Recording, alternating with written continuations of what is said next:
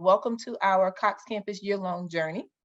And this is our last session of the year.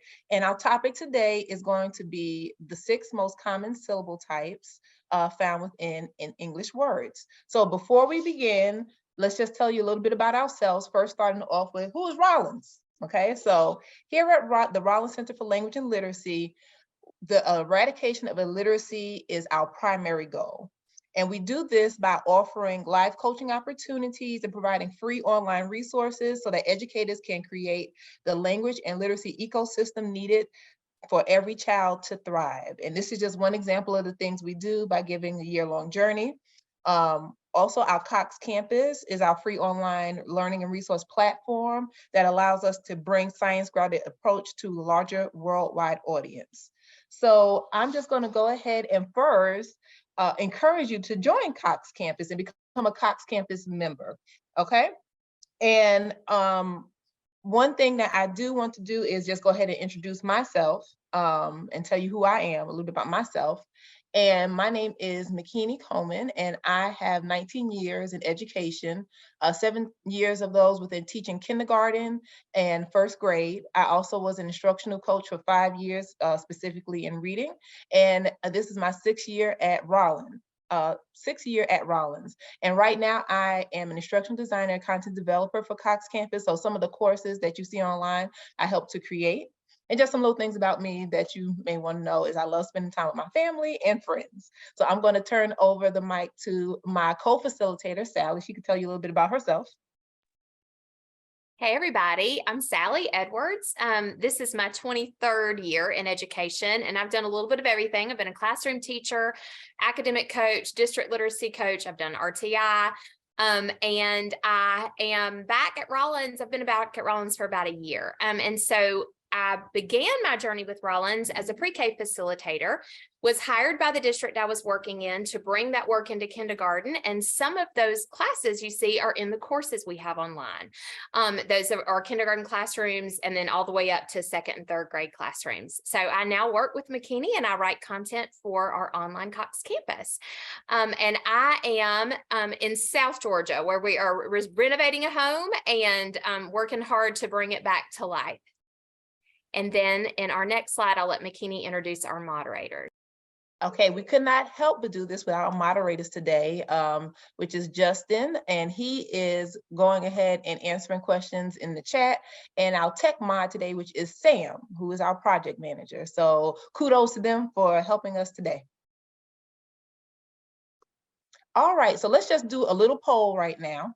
And we're going to drop a poll in the chat, and we want to know a little bit about you. Now that you've told us we've told you about ourselves, tell us a little bit about yourself. So are you already a Cox Campus member? Yes or no? What's best describes your role? And you'll see a couple of roles at the bottom. And have you taken our phonics course? We would like to know that as well. So I'll just give you a couple of seconds to fill that in, and then I'll just share out some of the results. Oh, I see a lot of Cox Campus members. All right. So right now we have about 80%, if I'm rounding, 80% of you guys are already Cox Campus members. Great. Okay, and we have about 80% teachers, we have some coaches, and we have a couple of parents. And then we have, most of you have not taken the course. You've started, some of you have started, and we have about 10% of you have completed it. So great, thank you so much. All right, so now let me just give a little spiel for Cox Campus. So if you are not already a Cox Campus member, we're going to go ahead and drop a link in the chat, and it is free, guys. It is free, and it has a lot of great information on there. So come on and join us on Cox. All right. And just to tell you more about the year-long journey, some of you, this might be your first time coming, but don't worry, we have them all taped. And we're also dropping a link in the chat where you can watch ones if you have missed them or if you want to revisit them. And this just gives you, we did probably around 1 a month. So this gives you some of the titles. And if you follow this link, you can find all of them there. So let's go ahead and get to our session goals.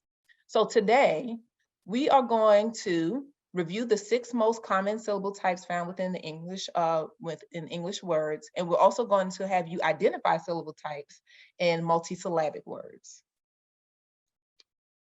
Okay, so let me just share a little bit of my story when I was teaching. Okay, so I know for myself, I did not learn about syllable patterns or how to teach them in my pre-service training when I first began to be a teacher.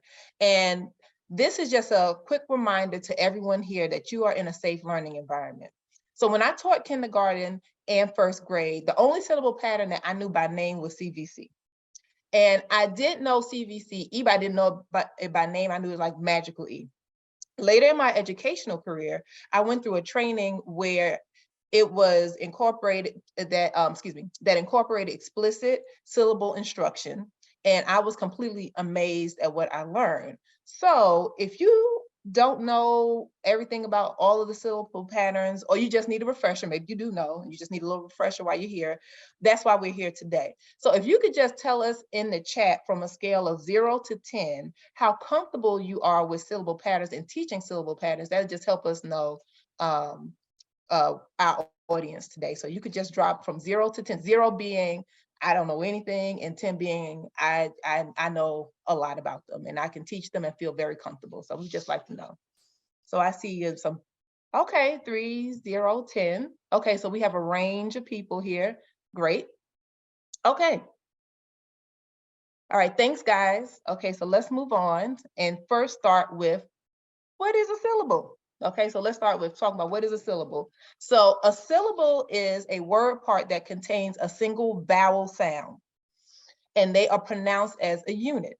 So the number of syllables in a word equals the number of vowel sounds that are heard in that word. So words with one syllable pattern have one vowel pattern have one syllable, and words that have 2 vowel patterns have 2 syllables, and so on. So let's talk about the relationship between phonological awareness and phonics here. So as I just said, and we could go to the next slide, syllables are spoken word parts that can be written, right? So I can hear the syllables in a word, right? So just like spoken word can be broken into different syllables, a written word can be divided into written syllable patterns. So in order to know how many syllables are in a word, you must have the ability to segment the syllables in the word, which is a phonological awareness skill. So you have to hear those syllables to be able to say, okay, there are 3 syllables in this word, right? Or 4, or whatever, how many. So syllable segmentation, the ability to segment a word, a multisyllabic word, into a number of syllables, comes in handy to help older students when spelling multisyllabic words. So what are some things that we can do to help to see if children are hearing, first of all, even hearing the syllables in a word? Well, let me tell you 3 ways that you can do that. So I'm gonna move to the next slide. Okay, so one way I'm sure many of you know is clapping out the syllables, right? Like you have a word and you clap them out. So let's try with the word elephant. So if I was going to say, okay, how many syllables are in the word elephant? I might go elephant, okay? Elephant has 3 syllables, right? So what does that mean again with what I told you earlier? That means there are 3 vowel sounds in that word, okay? All right, so another way to identify how many syllables in the word, I learned this one time at a conference, is having children speak like they have marbles in their mouth, right? So they would act like they have marbles in their mouth, and they would keep their mouth closed and then place their hand over their throat. And we're going to try this with the word fantastic, okay? So if I said fantastic, I would go, hmm. I want everybody to try that. Close your mouth, put your hand over your throat, and say fantastic. So what you might feel is that you feel like the brakes, right? Like you hear your throat vibrating and then it stops, vibrate, stop, vibrate, stop. And so a child can feel that there are 3 syllables in the word fantastic, meaning that there are 3 vowel sounds in that word. And I have one last way, which is putting your hand under your chin and then having the child say the word out loud. Okay, so we're going to try this one with the word alligator. All right, so if I say alligator and I have my hand underneath my chin, alligator, I would feel my chin drop 4 times. So I know that there are 4 syllables in the word alligator. Alligator.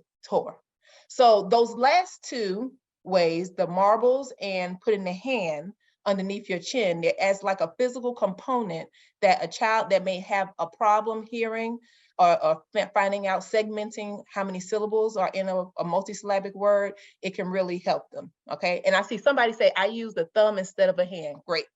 All right, so let's move on to the next slide.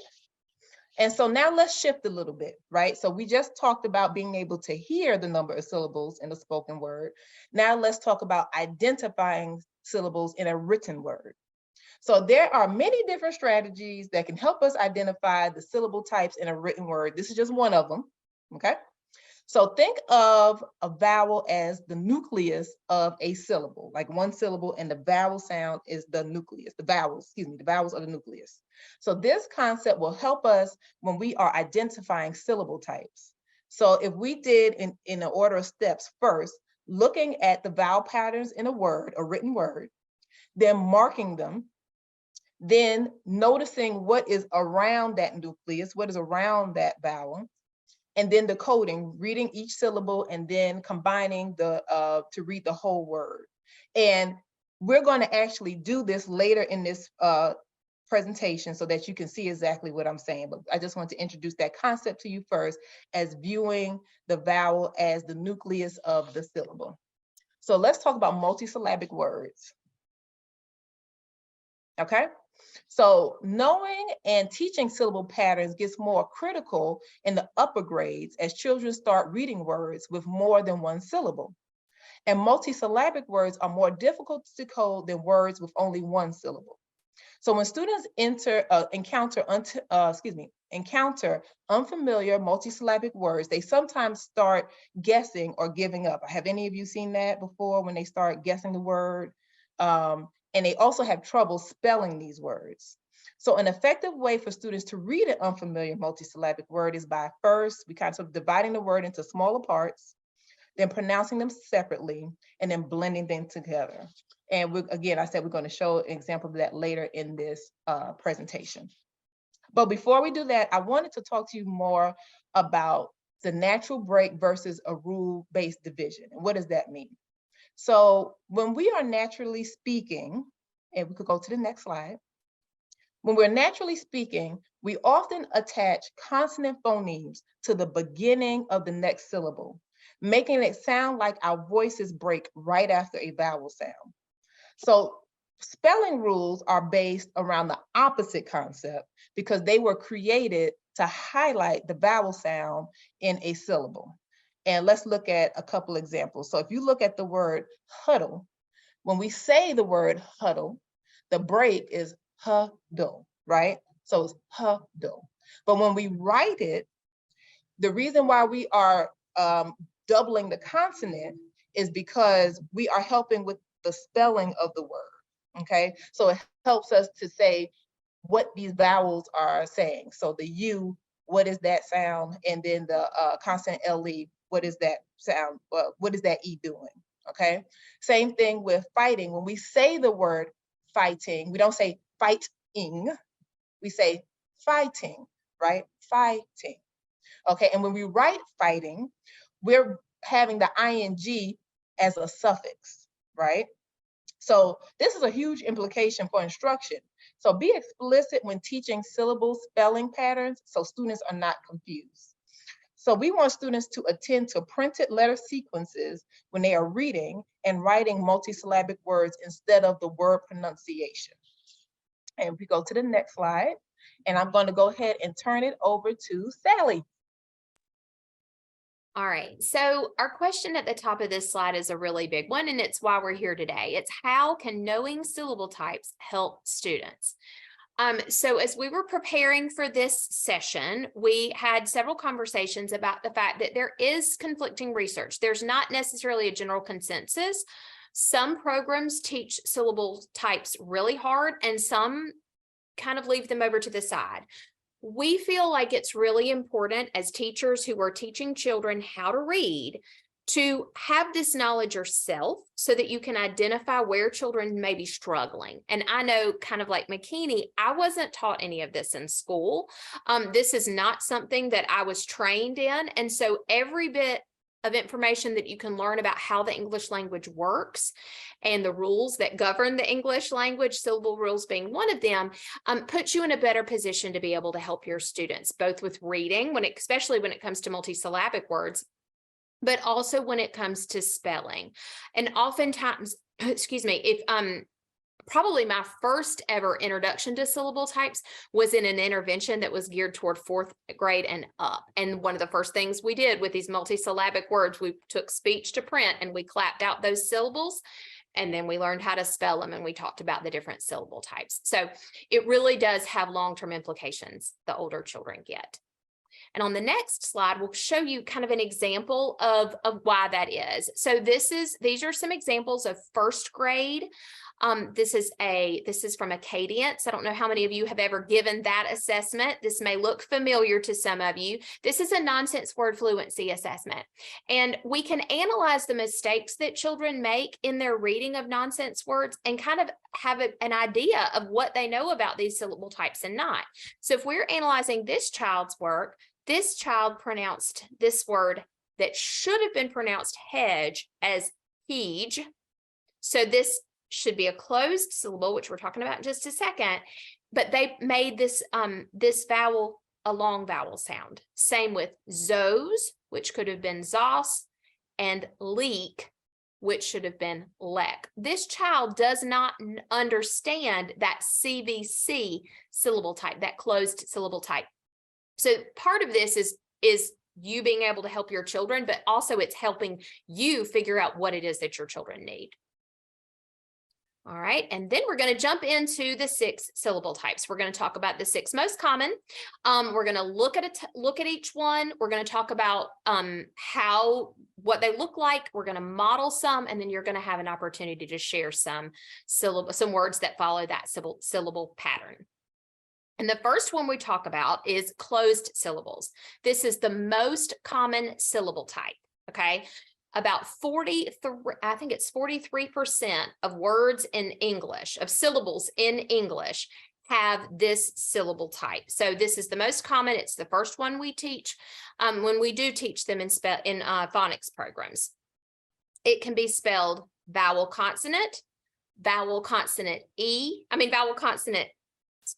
consonant vowel consonant, or it can have a blend or a digraph at the beginning, before or after the vowel. The idea here is that final consonant closes the vowel. A lot of times you'll see teachers kind of fold a piece of paper. You close that vowel and that makes it say the short sound. So we're going to look at an example. I'm going to model an example of that. If we can go ahead and move on to the next one. So watch me. Okay, so remember what McKinney said earlier about the vowel being the nucleus of the syllable. Let's identify our vowels here. We have an A and an I, and then let's divide the syllables.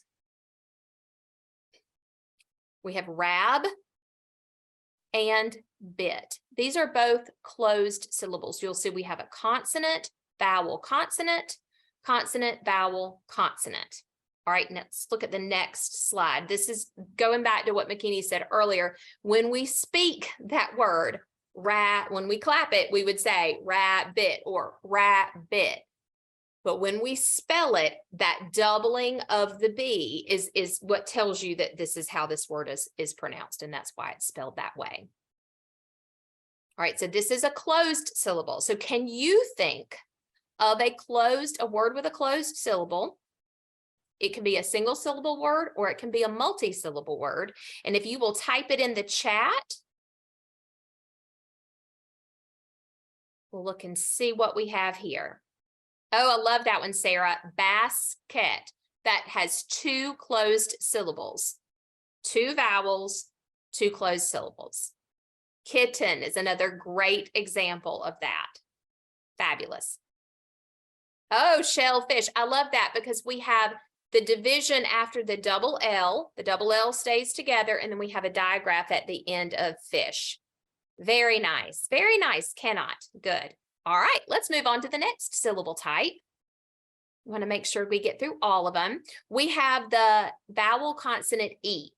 This, I'm kind of like McKinney. I knew about this one when I taught kindergarten. I knew this one because I taught it to my children. That sneaky E or that silent E, I think most of us are familiar with this one, but I wasn't familiar with it in terms of this being a syllable type. I thought it was just a spelling pattern or a phonics rule.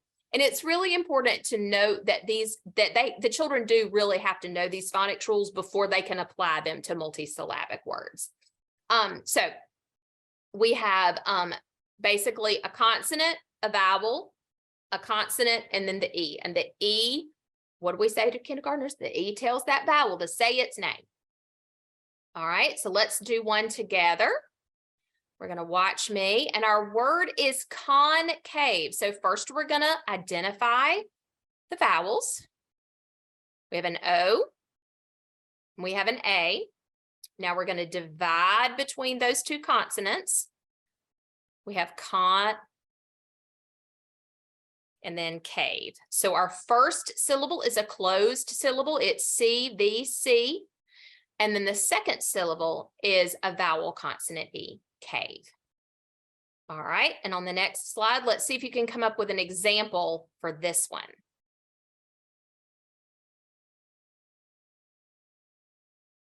Inside, bait.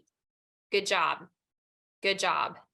This time of year in schools, a lot of children I know would say baseball.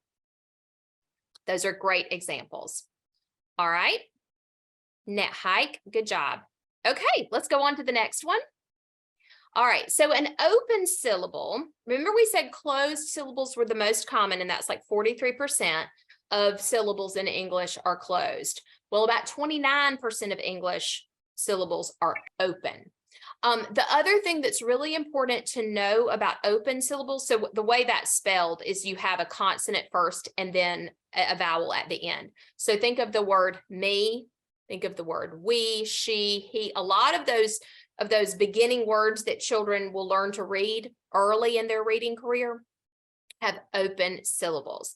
The tricky thing about open syllables is that it is, while it's the second most common, it is the least regular syllable type. Most of the time, it has the long sound over half the time. But when we're teaching children about open syllables, we know that they have, I think it's 53% of the time they say the syllable has the long vowel sound. But if it's not the long syllable, try long vowel. Try it first with long vowel. If the long vowel doesn't work, teach children to try it with a short vowel. And if the short vowel doesn't work, you try it with the schwa, which we'll talk about that in a little bit. But for our examples today, we're going to use the long vowel. All right, so let's do one together. Ooh, I'm seeing some more examples in the chat that are coming up from that last one. All right, our word is music. All right, let's identify our vowels first. The U and the I. All right, and let's see how we divide it. Mu, zik. The mu, see the vowel is at the end. The U is at the end of that syllable, and it says its name. It says the long sound, mu, zik, and then zik is the closed sound. All right, let's see if you can come up with any examples of an open syllable word. Ooh, I love that one, Dorothy. Zebra, hotel. Good job. Good job. See if we have it. Oh, good. Tulip. Very nice. Just remember with open syllables, it is the least regular, but it makes the long sound most of the time. So try long sound first, then try the short sound if that doesn't make sense, and then try the schwa. And we'll talk more about schwa at the end. Cupid, zero. These are great examples, everybody. All right, we're going to let McKinney take us through the next few syllable types. All right, I'm back. Okay, so the next syllable type, and I'm gonna be like Sally, what she said earlier. I knew about vowel teams, but I didn't recognize that as a syllable type. So this syllable type includes syllables with long, short, and diphthong vowel sounds that use a vowel team as a spelling. So as you see the examples there, CVVC, CCVV, those double V's are representing a vowel team. And this pattern is unlike the open and closed syllable types because they have because those have only one vowel letter spelling, and this has two vowels. So let's go ahead and do an example. All right, so we're going to use the nucleus to identify the team. So let's see what we have this time. So we can see it coming over OO, and we see it coming over EA. So if we go ahead and see this word, we can see moon, right? Beam, okay? Because those O's make one vowel sound, ooh, and the EA say E, okay? So if you can give me some examples of the vowel teams, I'd like to see it in the chat. Oh, okay, tooth, pick, rainbow, AIAOWO, the cheese, EE. Great job, guys. Okay, so let's go to our next syllable type, which is consonant LE. So this syllable type is always at the end of a word and is always unstressed. So it's pronounced without emphasis. So some examples may be FLE, KLE, CLE, PLE. So let's look at an example. Watch me. Okay, so I'm going to put up my nuclei. I'm going to put it one under U and the E, LE. Okay, and now if I go ahead and identify the syllables from, because it's closed, right? And then we have the LE, consonant LE, BLE. Okay, so can you give me some examples that have a word with the consonant LE in it? Candle, DLE, table, BLE. Knuckle, KLE. Great job, guys. All right, so let's go ahead and look at I believe this is our last one, which is the R-controlled syllable type. And this one is interesting, okay? Okay, so you may know, again, this is one I knew about R-controlled vowels, but I didn't identify it as a syllable type, right? AR, ER, IR, OR, and UR. And these are welded sounds that cannot be segmented, all right? So let's go ahead and look at why this might cause a little trouble for people as our students. Okay, so let's go ahead and look at some examples of words that have this vowel type and some that it looks like they have it, but it's actually something else. So if we look at bird, park, and short, we have IR, AR, or. But if I just look at the word fair, right, I see an IR. So if I am a student, I might believe that IR, that is a R-controlled vowel syllable, but it's not actually. Can anyone tell me, come off of mute? I know we have not had anybody come off of mute, but can someone come off of mute or type in the chat to tell me why it's not? What is actually happening in this word?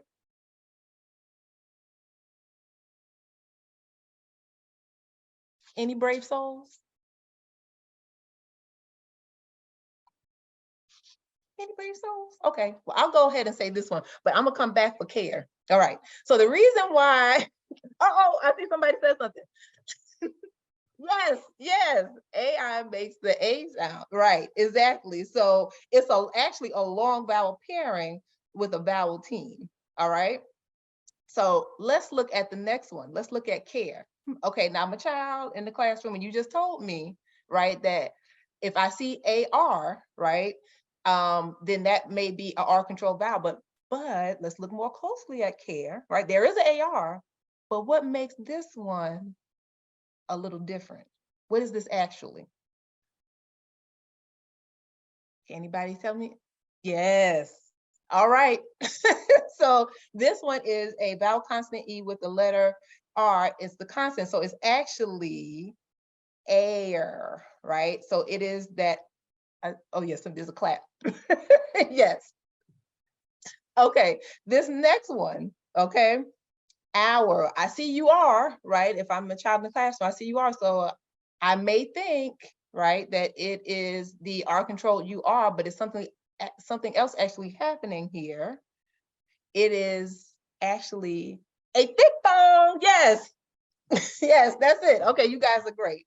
All right, so that's why it's important that students understand that this is a pattern, but that is limited to a single vowel or spelling, like bird, park, in short. Okay. All right, so let's go ahead and let's do a word now. Okay, so in this word, I see A-R, so I'll put my nucleus up, and I see E, right? Okay, so the first syllable is car, is R control, right? And the next one is pet, and it is closed. All right, so can anyone give us any examples in the chat of some with R control? Words with R control syllables in it? You guys have been doing such a great job. Birthday. There's that IR. Any other ones? Farmer, great job, love it. Okay. Carport, great. Okay, now we're going to move on to, some of you may have heard of this. It's one of our favorites. We had a whole conversation about this before this presentation. It's the schwa. So let's talk about the schwa. All right. So now that we've reviewed the 6 syllable types, let's talk about schwa. So the schwa is a sound that is usually sounds like a short U, or short I, in a word. And it's the cause of a lot of frustration in reading and spelling because it does not make the sound that you think it would expect to make.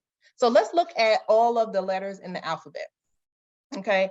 And I want you to look at these and tell me in the chat, which of these letters do you think could represent the schwa sound in the word, that I sound, that is not actually a I or a U? Which ones do you think in the chat could represent that sound? And if you could try, okay, A, E, O. Any other ones? All the vowels, including Y? Let's check that out, Michelle. Let's see. We'll go to the next slide. And yes, that's what it is. Okay, so all the vowel sounds, because the schwa is an unstressed vowel sound. It's said faster and in a softer volume, and the letters A, E, I, O, U, and Y can represent that sound. And let's give you some examples to see that. All right, so let's look at these words right here. All right, and we're going to start with vacation. All right, so in the word vacation, I want you to say vacation out loud so you can hear it yourself. Say vacation, okay? And I want you to tell me in the chat, out of those syllables, which syllable has the schwa in it, or you could actually write the syllable that has the schwa in it in vacation. Which one?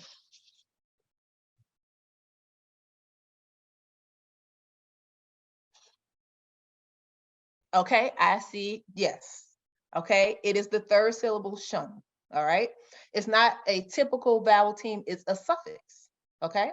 So let's look at active. So if you could say active out loud. And the same thing, I want you to go ahead and tell me which syllable is you hear the schwa in active.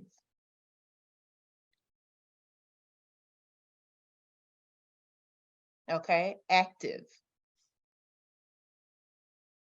Okay, I see a couple of different answers.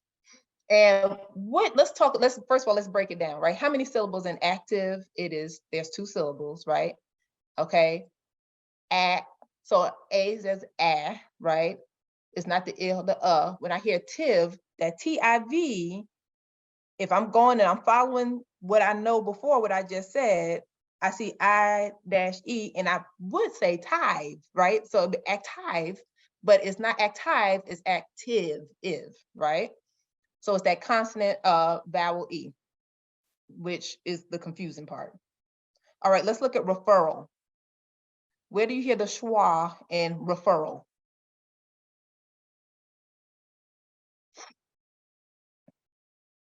if we were following those rules, right? Okay, I see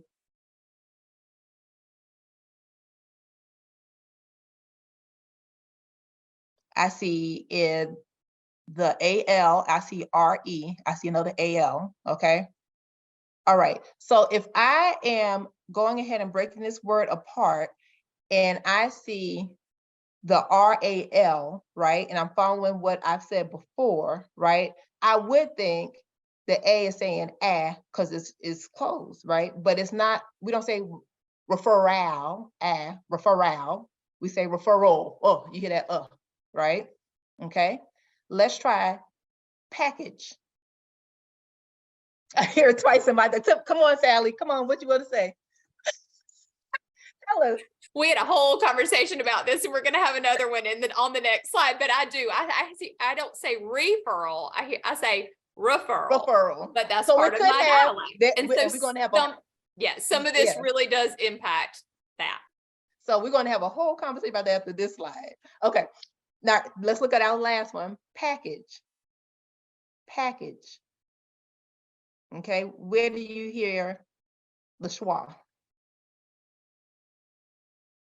Okay, I see AGE. Okay, because do we say, again, AGE, do we say package? Package?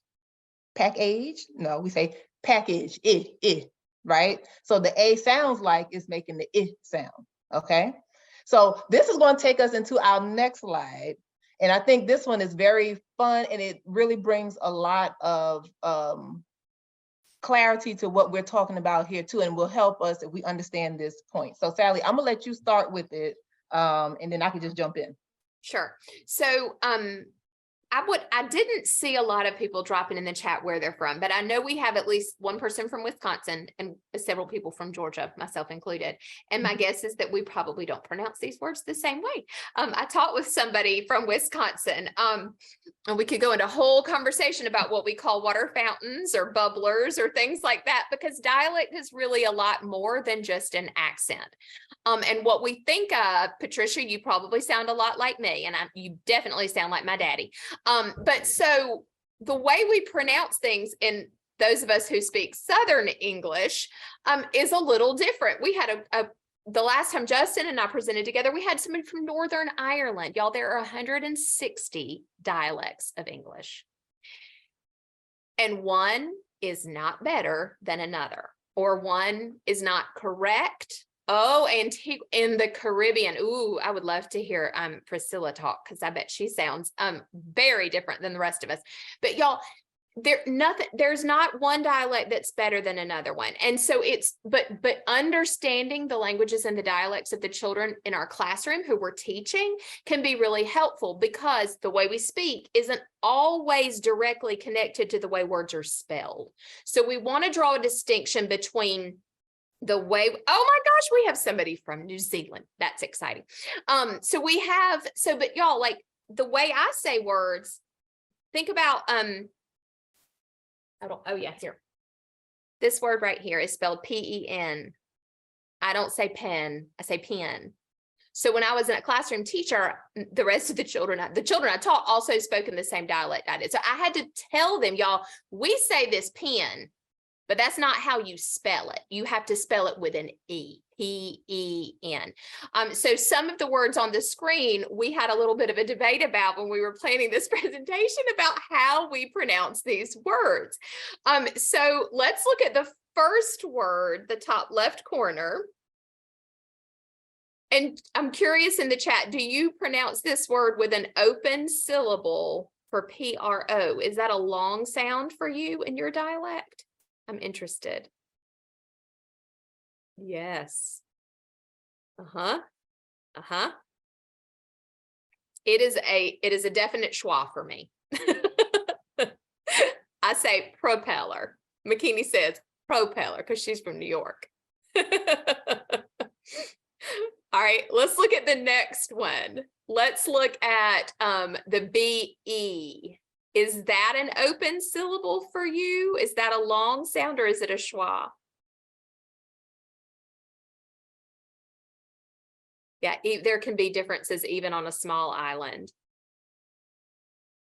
So Sarah and McKinney both say began. I say began. And one is not right and one is not wrong. Okay, so that's really the big thing here. We had a whole conversation about this next word on the slide. Oh, so Priscilla, yeah. So from Alabama, but you have some New York in there too. So this one, it's like, is it program? Program? I don't know. How do y'all say that last syllable in that word? A short A, program. Yeah, I think I say it both ways. We could really get into a whole conversation about the nut that falls from the tree in my backyard. You say pecan or pecan. But the point here is, and we could say about, and then if we had anybody from Canada, they might say a boat. The vowel is pronounced differently. So it's just really important to know there's not a right or wrong here. Honor whatever it is that your children say, whatever pronunciation they use. It's not a speech problem necessarily, as long as they're following the rules of their dialect. The important part is connect it to the way words are written. And if there is a big difference, then you need to draw their attention to that and just say, this is how we say it, but this is how we write it. And there's just a difference. All right. So thank y'all for going on that dialect journey with us. All right. In the next activity, this is where you're going to get a chance to come. McKinney, go ahead. Do you have anything to add to that? Oh, no, that was it. You did a great job. Okay. Okay. We're good partners for that one because our dialects are so different.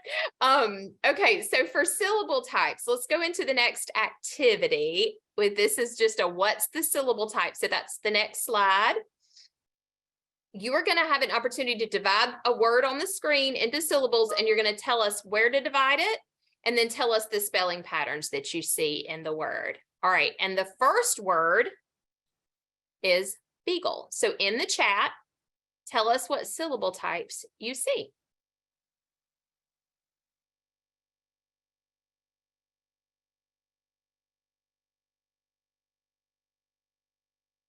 All right, we see a vowel team and consonant LE, absolutely. And so on the next slide, you can see how we divide that. B is our vowel team with a long E sound here, and consonant E is the gull. Good, let's do another one. The next word is spider. Which syllable types do you see in this word?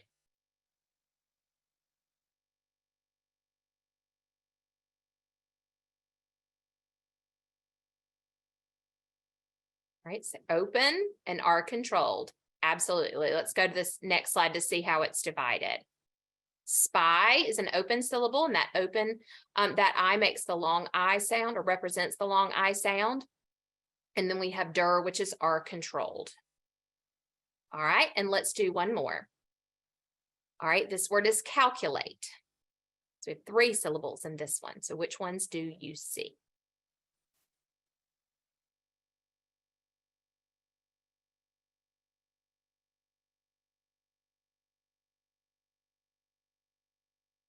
All right, closed, open, and silent E, or consonant or vowel consonant E. All right, let's look at the next slide and show how you would break that one apart. Cal, closed, Q is open, and late. All right, awesome job. So I'm hoping that some of you who are getting those syllable those answers correct in the beginning word, I'm hoping that some of you feel like you have grown your knowledge of syllables on a scale of 1 to 10 throughout the course of this. And so I'd like for us to take a minute just to kind of let's reflect on the next slide. You know, how did that feel? If that was brand new information, was it helpful? Do you feel like you have a better understanding now? Are you thinking of kids who you can apply this to in their classroom who may be struggling with one of these syllable types or another? And let's look at our session goals to make sure that we kind of did everything we said we were going to do. So that would be the next slide. All right, so we said we would review the 6 most common syllable types. We even added the schwa and identified those syllable types in multisyllabic words. Oh, good, Patricia. I'm so glad that was helpful to you. Awesome. Oh no, Katie lost sound. Oh, I'm so sorry. They will be recorded and they'll be on the YouTube channel, on our Cox Campus YouTube channel. So if there was something else you wanted to watch, or if you wanted to go back and watch any of the others, those are all there. Good. All right. And the next slide, let's do, and anybody is welcome to share here in the chat. I think we do have a little bit of time. So we do a triangle, circle, square reflection of often at Cox Campus. So the triangle is 3 points that you can take away from today. 3 things maybe you learned or you just were reminded of. One is the circle is something that's maybe still a question that's still circling for you, something you're still not positive about. And then the square is what is something that you've learned that squares with your belief. So if you have any of these takeaways in the chat, we would love to hear from you.